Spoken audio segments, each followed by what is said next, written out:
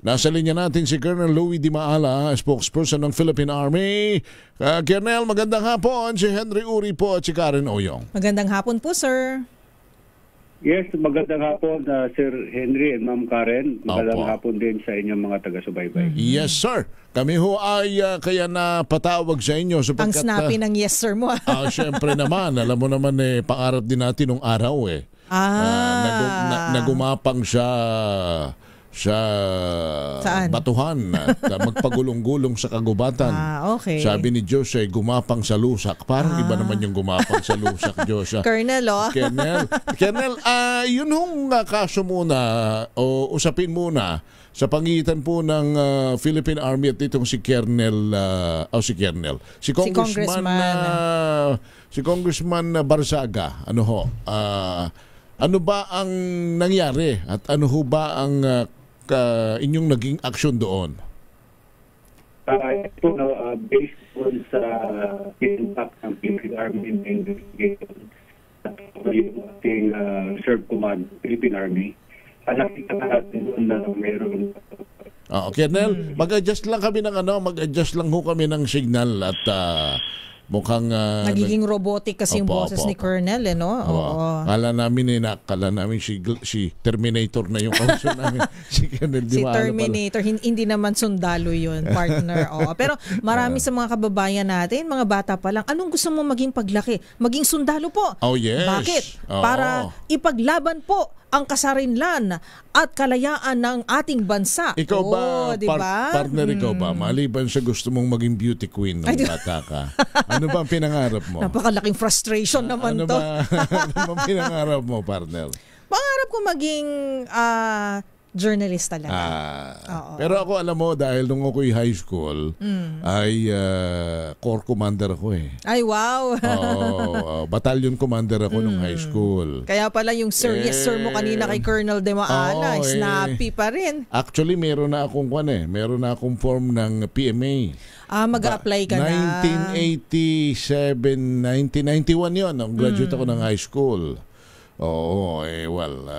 Dito tayo napunta. But anyway, si Colonel Louie Di Maala, balikan natin. Colonel, yung kay Congressman Barzaga, anong nangyari ho roon? Bakit ang balita nga ho namin ay pinatatanggal na siya sa listahan ng mga reservist? Yes, tama po yun. Based doon sa recommendation ng Reserve Command, pagkatapos nila mag-conduct ng thorough investigation, ay nakita nga natin na nagkaroon ng violation si Representative Barzaga ng AFP regulations at yung ating RA 7077. At nakasaad kasi dito na yung uttering statements against sa ating government and other seditious comments while wearing uniform ay talagang isang misconduct na ginagawa natin.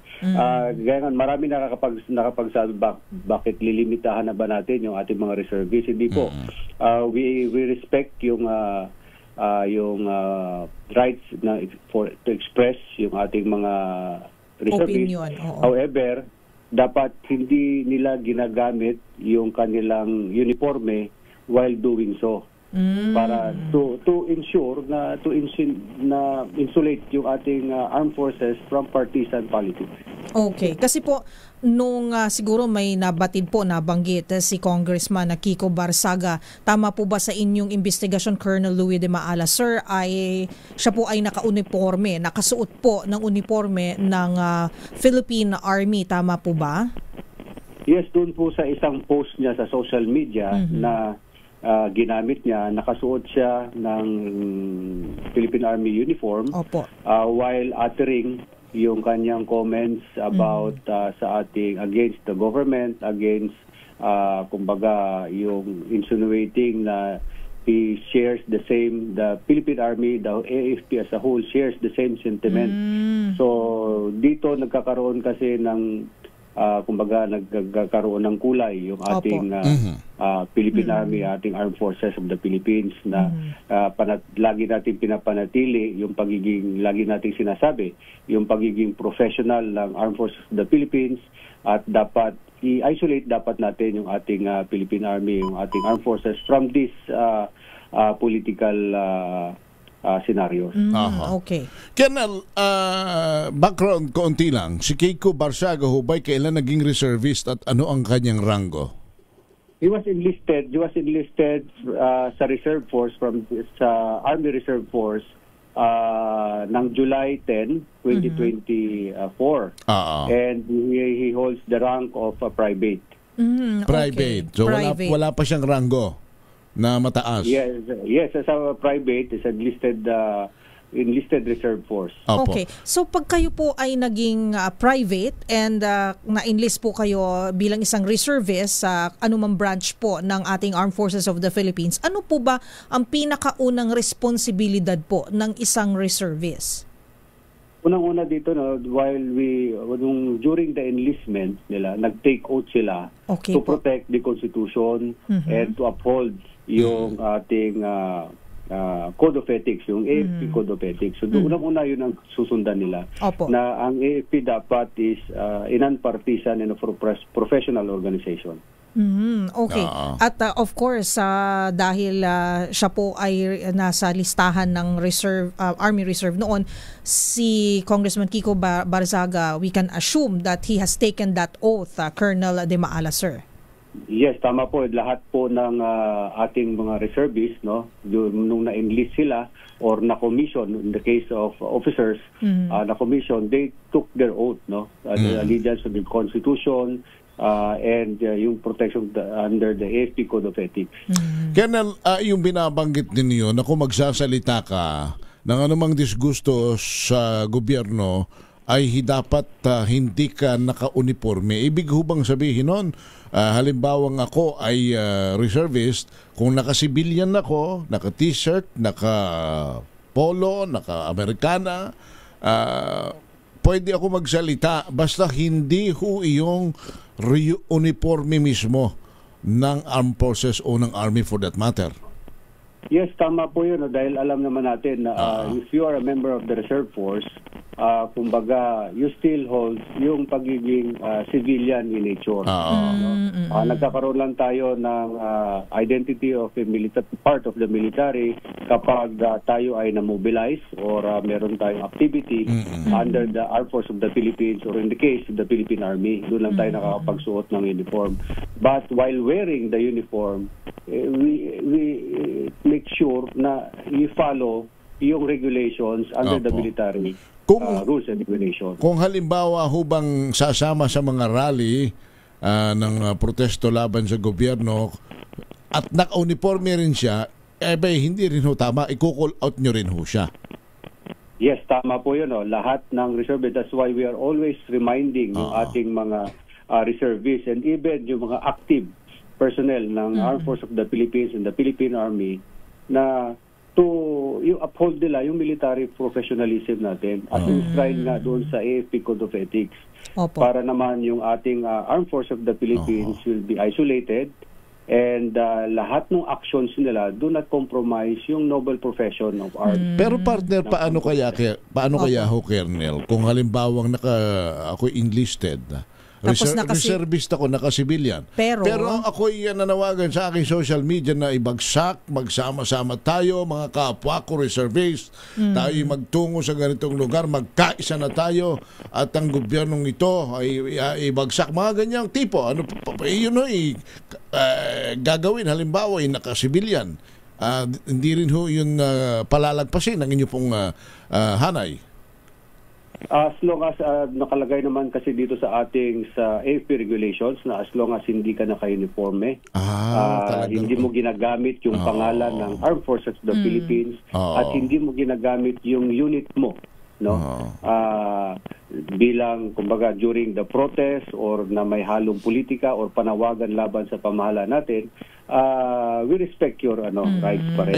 But once na ginamit mo na yung pangalan ng AFP at naka-uniforme ka, nananawagan ka laban sa government natin, ng call to arms, etc., ibang usapan na po yun. Yung violated na yung ating AFP regulations. Pero Colonel, paano po kung, well, this is in theory na lang po, we're not speaking of a specific case na po, specifically kay Congressman Kiko Barsaga, but in theory po, in general, paano naman po kung yes, naka-civilian, may pinost sa social media, hindi siya naka-uniforme ng anumang branch ng Armed Forces of the Philippines as a reservist, pero naghimok po siya,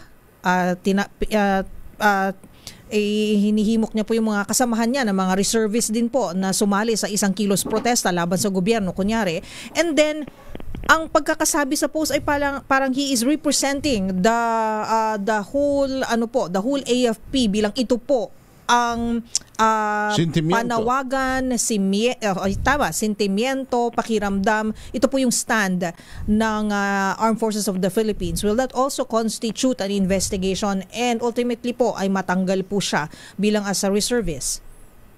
Yes, definitely po.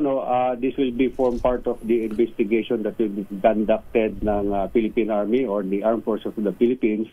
Dahil ito ay nagpapakita na possible ginagamit na yung pangalan ng AFP or kinakatawan nila yung AFP sa anumang kapasidad. So lahat ito ay magiging part ng investigation. Iba ito sa usapan na kapag ikaw ay naka-uniforme at nananawagan, definitely may makikitang violation na kagad dun sa ginawa mo. But yung senaryo nga na sinabi ninyo ay ito ay ikukonsidera sa investigation na gagawin. Still imbestigahan.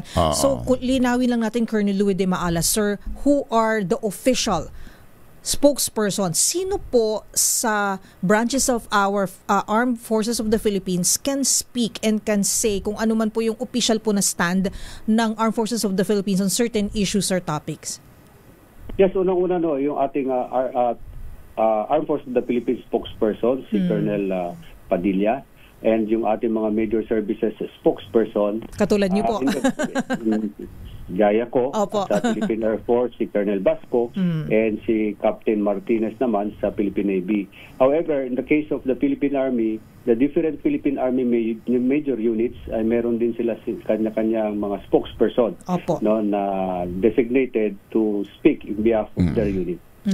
Colonel de Maala, kung ikaw po hindi na maging reservist, matanggal ka sa listahan, ano-ano po ba ang mawawala sa iyo? Ano-ano po yung hindi mo na mai-enjoy na pribilehyo at mga oportunidad? Yes, ito lang naman yung mga privileges na binibigay ng Armed Forces at kagaya sa ating ibang mga reserve force, na yung paggamit ng uniforme, yung pag-avail ng mga different benefits kagaya ng ating mga regular forces. But this will not affect yung kanilang benefits as a civilian or in the case of Representative Bagaza as an elected person ng kaniyang distrito. Apo. Colonel, kung halimbawa naman na pipiliing bumalik at mangangako na hindi nagagawin yung ginawa uli, magsusorry siya. Meron ho bang rekonsiderasyon para makabalik ang isang napatalsik? Yes, this will be vetted pa rin, they will apply and they will be vetted kung pwede pa rin sila may consider, but as para sa inyo, wala pang nangyari na gano'n, na naalala ko. But lahat naman dadaan sa proseso. Opo. Pero itong kay Kiko, hindi naman ito biglaan. Matagal po ninyong inimbestigahan. Hindi po ito biglaan. Dumaan sa thorough investigation and impartial internal investigation ng Army Reserve Command. So paano to, Colonel? Does he have to return yung uniform niya? Yung mga ganun pong, mga ganung bagay. What is the process po pag ganyan? Not necessarily po, but he is not allowed to use that uniform. Okay.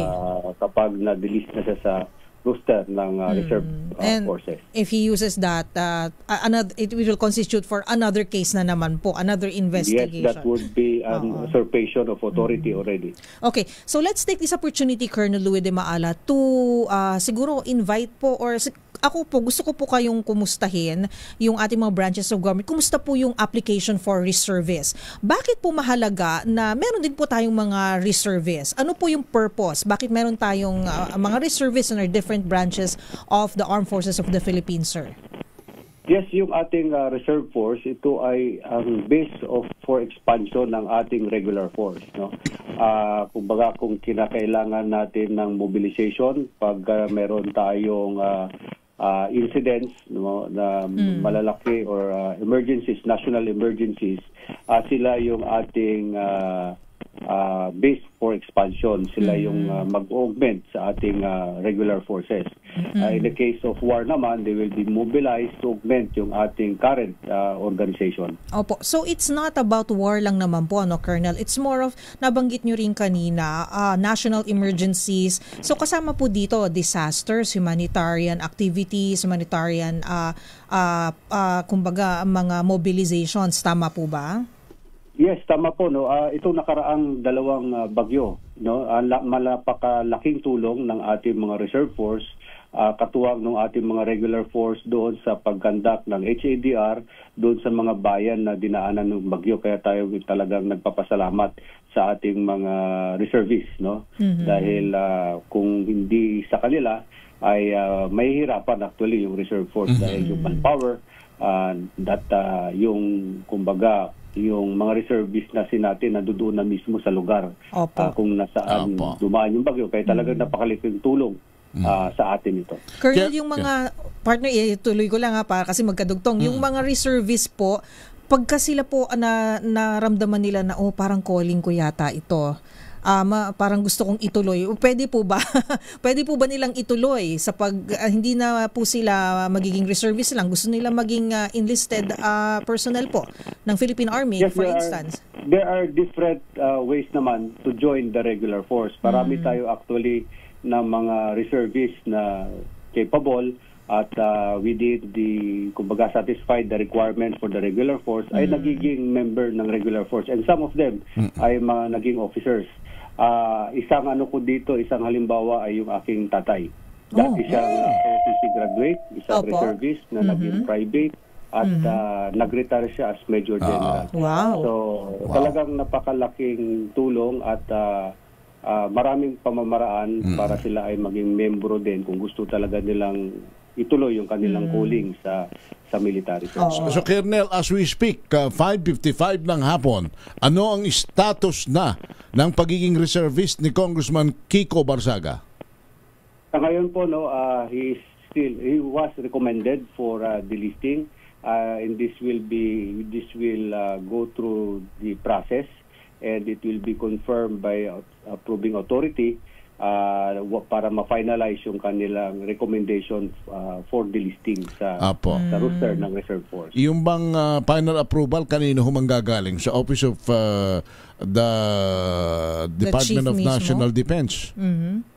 Sa level lang po ng Commanding General ng Philippine Army. Sa level lang po ng Commanding General ng Philippine Army yung delisting ni Representative Barsaga. Colonel, dito ba sa mga nasasangkot na ito sa anomalya from DPWH officials up to the congressmen and senators, may mga reservist ba dyan na mula sa Philippine Army? Tinitingnan din natin yan. No? Wala pa tayong nakukuhang mga details, but once na magkaroon tayo ng informations na mayroong mga reservists at may mga conviction nahatulan sila, this will be ground for their delisting also. Kung convicted na. Pero kung under investigation pa lamang at may mga pending cases, hindi pa naman sila matatanggal? Hindi pa po ito ang magiging basis. Once na mag-convict, magkaroon na ng finality yung kanilang sa investigation, that will be the time na they will be recommended for delisting. What is Kasi baka kailangan ninyo ng mga ghost recon na ghost recon na sundalo para sa ghost mission. Ay, Diyos ko, wala naman po siguro tayong ganyan, Colonel. Biro lang yan. Pero Colonel, yung mga po natin, yung nabanggit nyo na recommendation and then investigation kay Representative Barsaga, ano po yung timetable po natin dito? Kailan po sa tingin ninyo maibababa yung desisyon? Hopefully, no, dahil meron na tayong recommendation as soon as possible na makarating ito sa approving authority and confirm, immediately ito may implement. So ipapatawag na mabigyan siya ng dismissal order, delisting order, that will be the time. But he will also be given po ba the chance to defend himself, to answer? Opo. We follow the military procedures, no? Meron tayong nagkaroon ng proprio investigation, yung Reserve Command, based doon sa nakita nating investigation, and nakita natin mga evidences doon sa kanyang social media post wearing the military uniform, and with that, this triggers already the recommendation of the investigating unit. Apo. Colonel, last question on my part, baka hindi maiwasan na may mga reactions at marahil ay manggaling na rin kay Congressman Kiko Barsaga na he is just a victim of, politics. Isipin, sabihin ako'y pinupolitika lamang at alam naman dahil ako'y kritiko ng gobyernong ito, lalo na yung Congressman Martin Romualdez, Elizalde ko, hanggang sa Pangulo. Kaya ako'y ginaganito, kaya siya'y pinapansin at tatanggalin sa pagiging reservist. Ang Philippine Army, no, and the armed forces as a whole is a highly professional organization and a disciplined force, and do not engage in any form of partisan politics. No, lahat ng ito ay based on the investigation, based on the evidences, at we are just ensuring na yung ating Armed Forces of the Philippines, yung ating membro ng Philippine Army ay ma-isolate dito sa nangyayaring mga political noises. Kaya tayo nananawagan din, no? We are also reminding yung lahat ng active personnel and ating mga reservists to uphold the military professionalism na nakikita or na sinumpaan nila during nung sila ay na-enlist or na-commission, na nakapahayag doon sa AFP Code of Ethics. That, and also they should ensure na lahat ng actions nila do not compromise yung noble profession of arms, para tayo ay mananatiling professional at disiplinado sa mga ating mga kababayan. Teka pala, Karen, ihiling ko lang ng isa pa. Paano yung mga talagang sundalo ng armed forces or sa inyo na lang, sa Philippine Army? Kung may isang miyembro ng Philippine Army na hindi naman naka-uniforme, naka-sibilya naman, nag-post, nag-picture, nag-video, at nagsasabi rin na meron na siyang sama ng loob sa kasalukuyang sistema ng gobyerno, ano po ito? Matatanggal din siya sa pwesto? Yes, definitely po, no. Iimbestigahan natin dahil iba ang situation ng reservist doon sa active personnel. Yes, ang active personnel natin ay 24/7, na hindi po natin dinidiscriminate yan na kung naka-uniform sila o hindi. As long as you take your oath, you are a member of the armed forces, you are a member of a regular member of the Philippine Army, definitely you are bound dito sa ating Code of Ethics and yung ating professionalism. So definitely iimbestigahan natin. Mas mabigat nga yun kasi unless hindi ka discharge or hindi ka pa nagre-retire, buong 24/7, tama po ba, Colonel? Kayo po ay isang sundalo. Yes, tama po yun, no? Dahil ito yung sinumpaan natin tungkulin. No? Even the retirees, no? Although sinasabi nila natin silang retired at wala na sa serbisyo, but still, they are receiving pension, they are receiving the benefits of the same benefits nung regular forces. Kaya that's why we are also reminding them na i-uphold pa rin yung the highest form of professionalism.